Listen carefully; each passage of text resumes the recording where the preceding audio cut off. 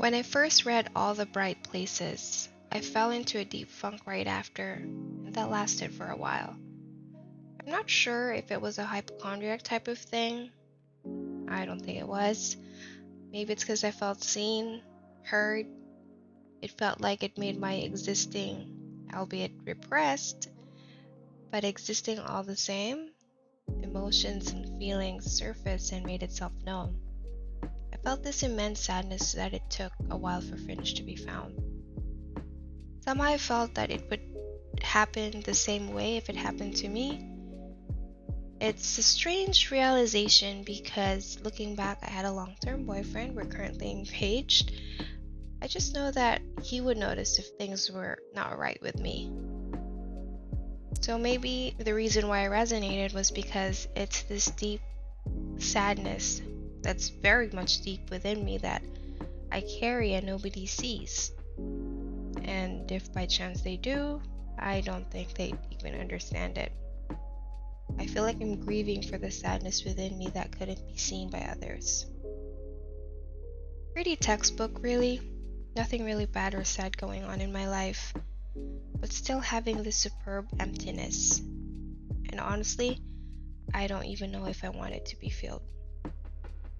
I think it's Finch's extensive thoughts of suicide that made me identify myself with him even more. I constantly do this. First ever quote-unquote attempt was back in elementary, which admittedly was over something stupid. I wanted new school shoes. I could still feel the immense emotions that I felt back then as I'm putting my feelings down to paper at this moment. It was a little girl who did all the quote-unquote right things, but not seen or appreciated. Never naughty, but always scolded. Scolded by parents who came from a generation who didn't know any better and did the best that they could, so I couldn't really blame them. Ever since I could remember, I welcomed death, but not one that I would cause upon myself.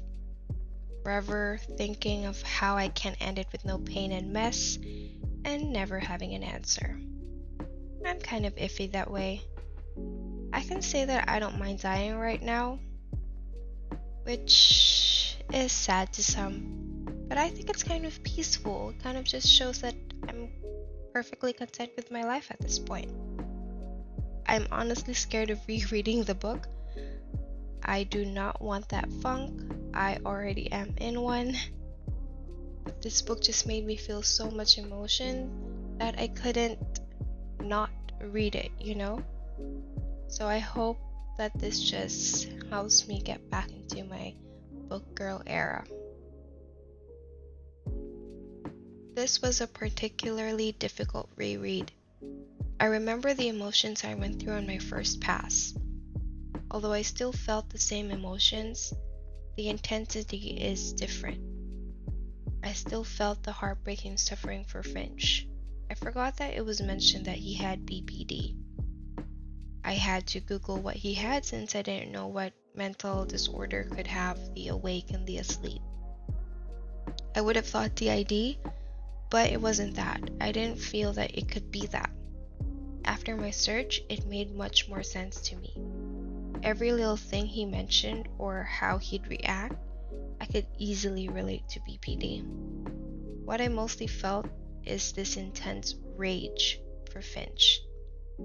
He was treated so unfairly. He deserved so much more. I sobbed at the end when Violet had to finish The Wanderers herself, especially when she mentioned how the chapel wasn't only for Eleanor and Violet, but it was also for him too, a weary traveler who just needed rest. Everything was just so painful. I was and still am angry at Mr. Embry, Finch's friends and family, because yes, Violet, how could they just scrap this off as something that Finch does? How could they not know that something is wrong? That he needed help? I had to pause when reading because I needed to grieve for anyone and everyone who had to go through that. With proper help, they could be quote unquote saved. I'm teary eyed right now.